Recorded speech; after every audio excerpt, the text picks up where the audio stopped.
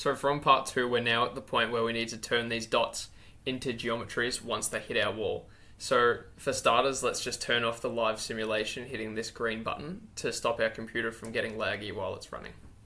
Now what we need to do next in this event is make sure the particles, once they hit our wall, they stop moving and they stick to it. So under mapping, let's hit tab and let's search for stop. So now that that's in there, we've got all our axes ticked. If we turn our simulation back on, we can have a look at how once it hits, they just stick. Now that our particles are sticking to our facade faces, what we want to do is make it so once they hit, they'll turn into a geometry to really highlight where these particles are hitting. So after stop, let's hit tab and let's add a shape. Okay, now let's scroll down in our shape. Let's make it 3D. And let's just do a geosphere. Okay, but we can see that even though we've added the shape, it's still the dots.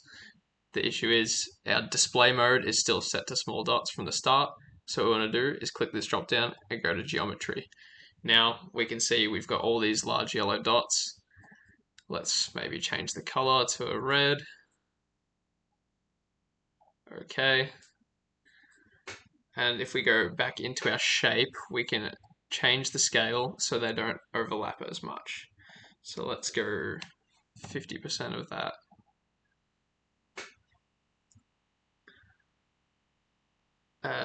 Zero variation, so they all stay the same.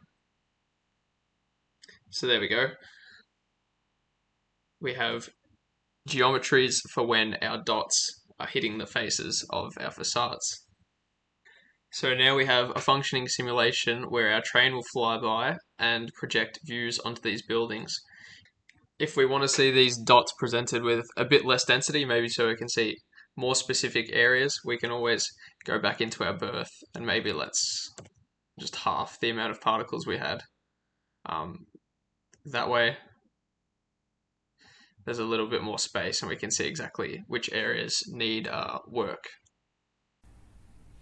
So now we have our simulation up and running. We can set up different camera angles so we can see from the eye level view of the train or even the bird's eye view which facades or alleyways are going to get the most visual attention from this view from the passing train.